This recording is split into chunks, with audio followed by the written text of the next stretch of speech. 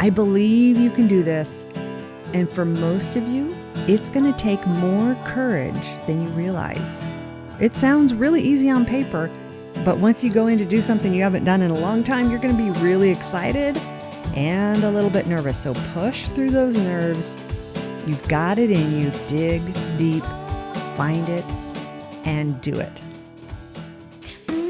Finally, get back to a life with exercise. And this is your first step. We're going to start getting you moving. I'm Lyn Lindbergh, your bad couch guru. Welcome to the Couch to Active podcast, where I believe that exercise should not be dreadful, but getting off the couch is the hardest exercise we do. This is your bad couch guru, Lyn Lindbergh, and today we are on episode number 35 of the Couch to Active podcast. And to find the show notes for this episode, just head over to couchtoactive.com/35. That's www.couchtoactive.com/35. We've got a lot of photos in today's episode, and so you'll want to head over there and check them out. Today's episode, ladies and gentlemen, is week 2 of the Couch to Active book. And you already know by now, this is our 6-time award-winning book. We have a couple more awards coming up. And I really, really want to be able to say that it's a 7-time award-winning book. I don't know. There's something about the number 7 that just seems so much cooler. So that's going to come up in the future. And hopefully by the end of this summer, we'll be able to say that. You don't need the book to follow along. If this is the first of the book series you are listening to, actually head on back to couchtoactive.com/33. And that's the first one of this episode, because for the month of July and August, we are going through the entire Couch to Active book in order. This is not a replacement for the book, but instead I'm going through some of the highlights and my weird and quirky thinking and background of where all this stuff even came from in the first place.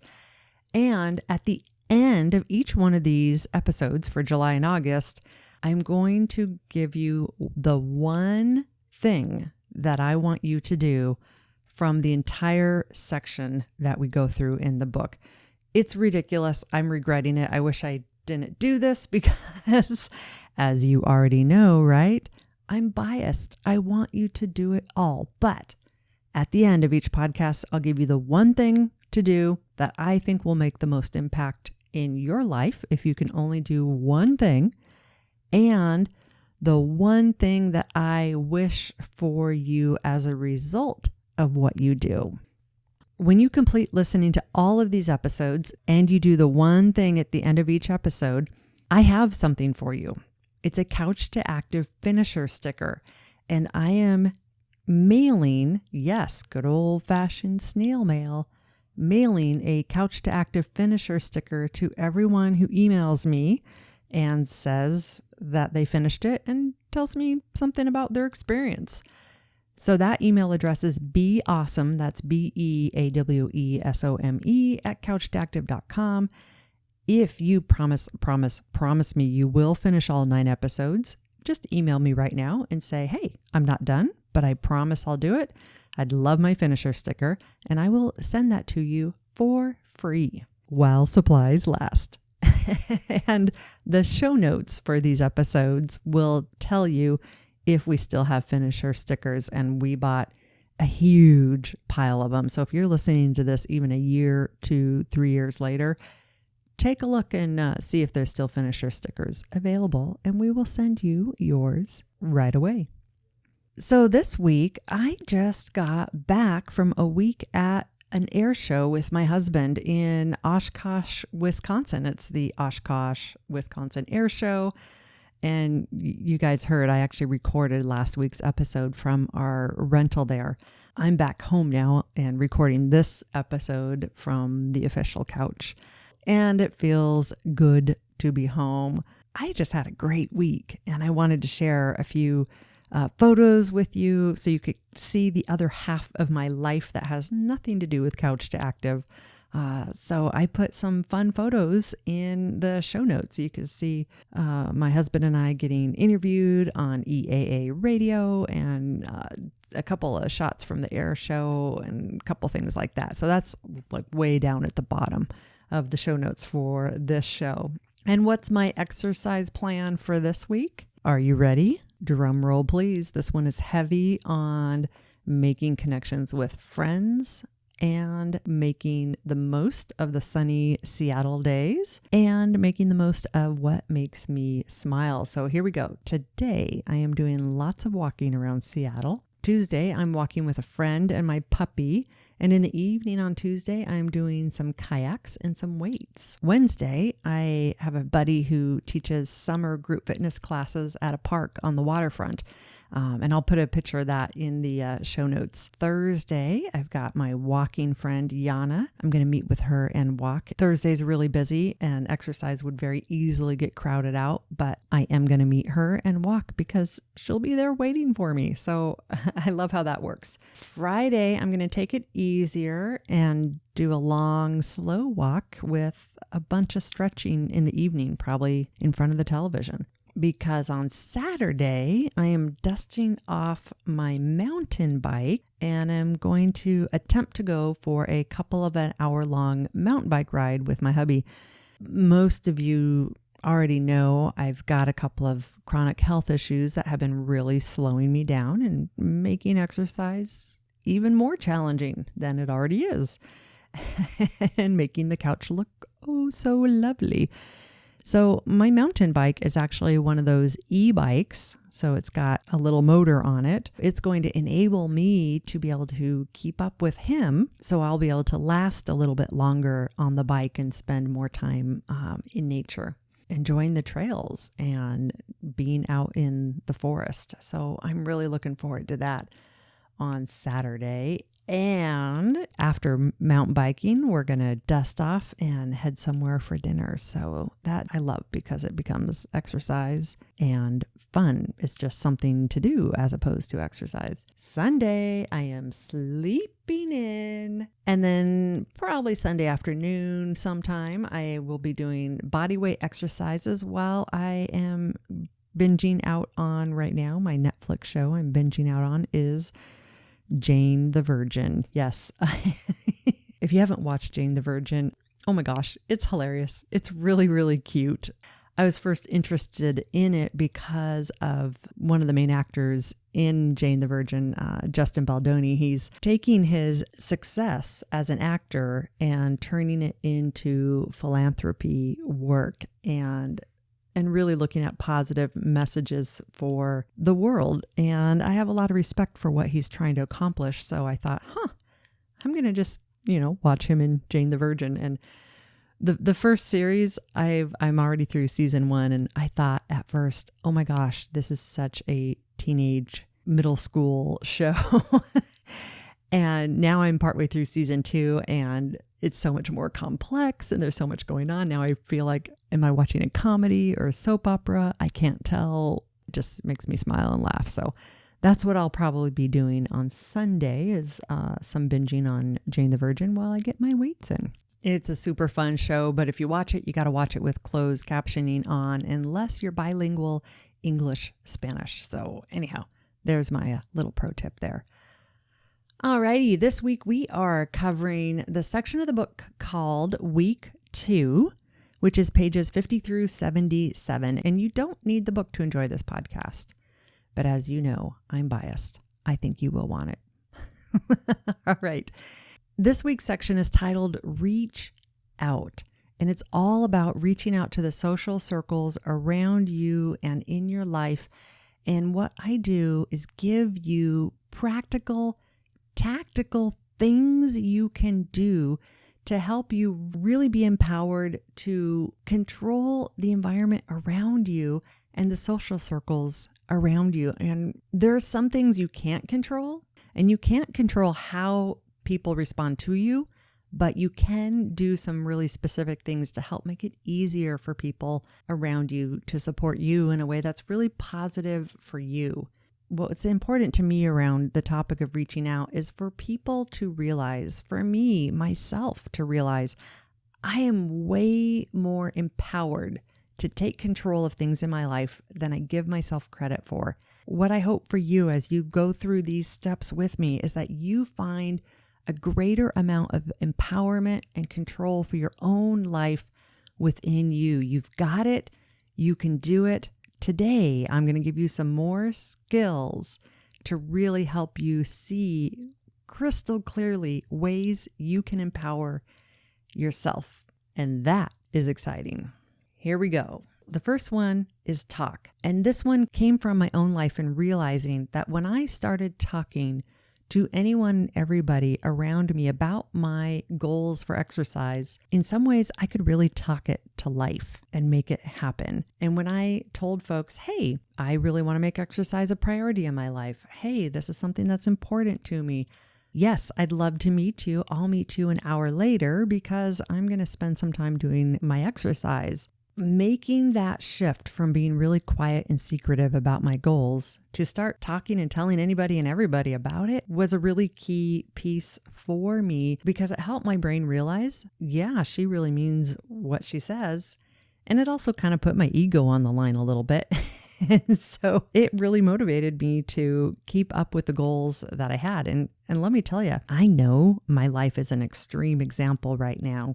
Because here I am, I have a podcast about this. I'm literally telling the world about my goals. I use this talk piece every single day. And one of the things that I had to do, I had to learn how to look people in the eyes when I talked. I don't know how, I don't know why, but I think I landed myself in a space about 10 or 15 years ago in my life when I really didn't have a lot of self-confidence. I did a lot to try to look like I had self-confidence, but I really didn't have it deep down inside. And so a lot of times when I talk to people, I wouldn't look them in the eyes, and I didn't even realize I was doing that. I didn't even realize I was avoiding eye contact until one day I was reading a book that helped me realize, oh my gosh, I need to start looking at people in the eyes. And so to practice this, because it can be a really scary thing if you're not used to it, the first thing I did was I went to a shopping mall and I walked around and I just looked at people in the eyes as I walked around the shopping mall. And obviously I didn't stare into their eyes or do a stalker, gaze. No. It was normal stuff here, nothing weird or creepy. And I was amazed that as I walked around the mall, if I looked at somebody in the eyes, they looked at me in the eyes back. It was actually really intense and really interesting. And this whole new world of mine that opened up. And if you're somebody who already is good at looking people in the eyes, this lesson is going to sound completely foreign and weird to you. Like, of course, you'll look at people in the eyes.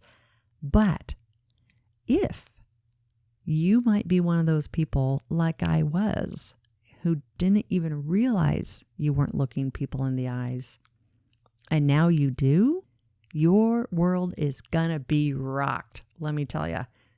So practice that and then bring it into your home and see how much you're looking into the eyes of the people you're talking to when you talk about your goals. Look them in the eyes. Then I needed to start doing a lot more reaching out and leading when it came to exercise because I had it in my mind. That I could create this perfect exercise plan, and on Mondays, I'll go for a walk with Yana, and on Tuesdays, I'll swim with Kim, and on Wednesdays, I'll do weights with Terry, and tra-la-la, my life will be perfect, and I'll have my exercise buddies all planned out, done, problem solved. It doesn't work that way, but I'm so motivated by meeting a friend and meeting someone, and, I would set up my walk time with my buddy Yana. And then Monday would come and, my kid would get sick or one of us would have a business meeting that would crowd it out. And then I would be either walking alone or we wouldn't walk at all. And, and then the next week it would happen to another one of us. And then, you blink and 3 months goes by and you start questioning and thinking, is this relationship of exercise successful? Should I just give up and quit? And I realized that when I let go and I didn't put the success of this workout buddy or this exercise buddy or walking buddy, if I didn't hinge the success of that on how often or how perfectly we could get together, but instead I continued to be the one to invite, I continued to be the one to lead, that freed me so much to be able to build a network of buddies that I could exercise with. And I could still be really near and dear friends with these folks without worrying about if we meet every single Monday or Tuesday or Wednesday. So that was just so freeing for me. And then here's the next thing I had to learn. I had to learn that I will always be the one who has to reach out. You will always have to be the one to reach out. Now, sometimes folks will reciprocate and they'll invite you back for a walk or exercise. And that's awesome. If you have that and you have people pulling you along, that's great. But remember, you're going to be the one, for the most part, that has to always be the one doing the inviting. And I don't know why this is. And that is perfectly normal. You will get some people who invite you back and say, hey, you invited me to walk. Now I'm going to invite you to walk with me. But 99 times out of 100, that won't happen. Don't let it discourage you. Just keep inviting, keep doing it. Don't stalk them. Don't say, oh, Lynn, the bad couch guru said, I should keep bugging you until you finally say yes. Don't do that. But don't let the fact that life is crazy and life is busy keep you from continuing to try. Then the next one, which I think is the hugest lesson out there, is make it fun. So many of us get into the rut of our life and we become these people that maybe we don't even recognize anymore. And we've let so many things go by the wayside and we're so stuck in our routine that we can't even see ourselves as somebody who does exercise. I got to tell you, I'm really good at gritting out my to-do list and being able to do things that are good for me. But when it comes to exercise, I've determined grit is pretty much bogus. Because if I'm working all day long and I'm doing all kinds of things that I have to grit out to do, and then I go and grit out a workout that I don't even like, blech, that is not the life I want to live. So instead, really think about what kind of exercise is fun for you, and then use that as a place to start. You can even develop a weird quirky habit or something completely out of the box. It doesn't matter. One of the things that I've done to help me remember to stretch and to really think outside of the box about where I can stretch and how I can stretch is I take selfies of me stretching all over the place. You've probably seen these on social or on my website.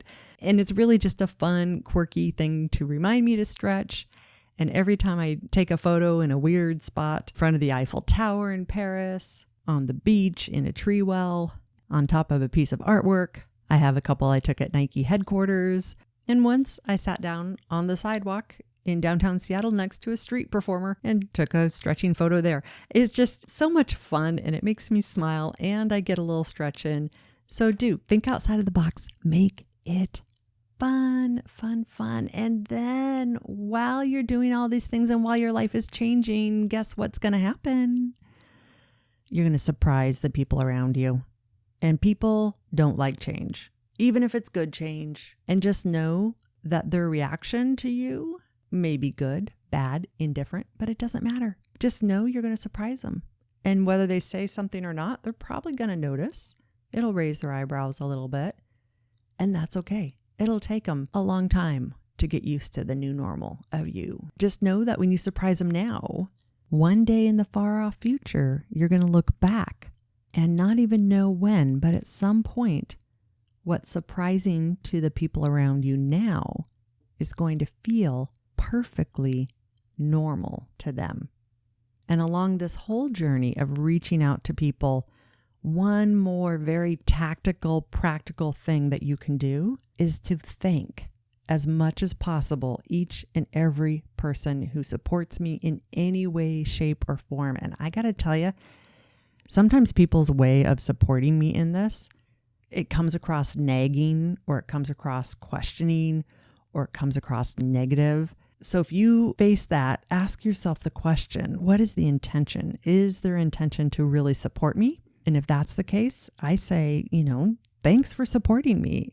And if their intention is not good, if they're trying to hold you back, well, we're going to address that in a future podcast and talk about what to do with that when you have somebody who really is a naysayer or sabotaging your efforts to really improve yourself. Because I know that's a real hard one to deal with. But take everybody's efforts to help you when they give you bad advice, when they tell you what exercises you should do, and you're like, no, that's no fun. I'm doing something else. Tell them, thanks. I really appreciate you're trying to be helpful. And then go do what's right for you. So those are the key points in this section of the book. It's talking, looking people in the eyes, reaching out and being the leader. Make it fun, make it fun, make it fun. Make it fun, make it fun, make it fun. You got that one? Make it fun? Yeah? Okay. Then make it fun. You're going to surprise the people in your social circle. It's going to raise their eyebrows, but still thank them for any support that they give you. Whoo-wee. Okay, that's a lot. So let's do a quick summary here before we get to the one thing. So do all of these and give yourself 5 Couch to Active points. I want you this week to start talking to everybody in your life, including yourself, about what your goals are. When you do that, I want you to look them in the eyes and reach out and start making plans with people. Think about what would be fun for you and really, really allow yourself to look outside of the box and then trust this process. Trust it'll happen. You are going to surprise people in your life, and that's okay. It's just part of the process. If that isn't enough, every single opportunity you get, thank the people around you for their support. And if their support sounds awkward or judgy, maybe they just don't know how to communicate in a way that works for you. And so thank them for their good intentions. But remember, if you know their intentions aren't good and they are sabotaging you, that's coming up in another podcast. All of this is super, super important because this is probably the biggest tangible list of things that you can do to make exercise less about grit and more about a lifestyle that just simply flows. And that is what we need. Now, I know already you're thinking, but what about this? What about that? Because you've got barriers and real things in your life that are getting in your way. That's next week. That's a lot. And I completely understand if you need to get a notepad and rewind this and play it again and take some notes. Rewind. Oh my gosh. Rewind, fast forward. Yeah, you get it. You get it. Just go ahead and do whatever works for you to help make sure that you get this impact in your life. Because I'm not right there with you. I'm not sitting next to you. You've got to advocate for yourself and do this. Okay, now we're to the one thing that you can do. So from all of this here, take a guess. What do you think the one thing is?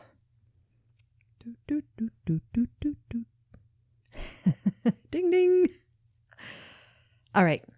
Here's the one thing I want you to do. The one thing that I think could potentially make the most impact in your life of all of this. Think of a type of exercise that makes you smile. Preferably think about something you haven't done in years or decades. It doesn't have to be, but think of something that would make you smile. And right now, make a plan of how and when you will do this and put it on your calendar. Make the investment. Do it just once. You don't have to commit to doing this every week for the rest of your life, just once. Whether it's a dance class, renting a canoe, taking a half day to hike somewhere, walk somewhere beautiful. I mean, heck, you could YouTube an old Richard Simmons video. That'll make you smile. Yeah, fencing, horseback riding, anything. Going to a nightclub and dancing. That's exercise too, folks. Just make sure it helps you smile. I believe you can do this. And for most of you, it's going to take more courage than you realize. It sounds really easy on paper, but once you go in to do something you haven't done in a long time, you're going to be really excited and a little bit nervous. So push through those nerves. You've got it in you. Dig deep, find it, and do it. And the one thing that I wish for you out of this is that you will have at least one positive experience with exercise that helps you shake out of your limited thinking of exercise as being a chore. What I wish for you is that you'll smile and you'll think, yeah, I did it. Now, for my overachievers who want a bonus, email me at beawesome@couchtoactive.com and tell me about your experience. And don't be afraid to email me either, because a lot of podcasters, they get on and they tell you, oh, I get so many emails and I'm so busy. And I hang out in circles with podcasters and influencers, and they pretty much all inflate that. It's totally phony baloney. They don't get as many emails as they say they're getting. In fact, I know one influencer who has an email list of over 15,000 people, and she gets pretty much no replies to any of her emails. So just want to let you know that that's really the smokescreen and what's really going on. Me today in July of 2019, I get about 2 emails a week. So send me an email, tell me how it's going. And if you haven't done lesson number 1's a 1 thing, there's an email you need to send me there too. Love to hear from you. Alrighty, that's the one thing. Do something fun for exercise. And I hope it makes you smile. And here, friends, are some outlandish, crazy ideas that you would definitely not want to do, right? Never. You never would want to buy my book because it'll only help you get to your goals faster. And the cost for what you get is so minimal that definitely not something you want to do. Also, if you have a group or corporate group, you definitely don't want to bring me in to speak because I'm just silly. I'm fun. I know what I'm talking about. I help groups laugh and smile and dig deep. And the things I talk about to groups in a corporate setting actually also translate over to corporate teams and team building and leadership training. And so, that's not something anybody's ever interested in. But if you are, head over to couchtoactive.com/hire, HIRE. And then the last thing you definitely don't want to do. You would never, ever want to work with me one-on-one, would you? Because that's the fastest, most fun way to actually make this change in your life and make sure you're doing it right and in a way that's actually going to be sustainable for the rest of your life. So, I know you're not interested in exercising more because that's why you're here, right? So just to check it out and make sure you don't want to do it is couchtoactive.com/program, PROGRAM. So definitely don't do any of those, please. Thank you for listening to the Couch to Active podcast, where I believe that exercise should not be dreadful, but getting off the couch is the hardest thing we do. The show notes for this episode can be found at couchtoactive.com/35. That's couchtoactive.com/35. Bye-bye now.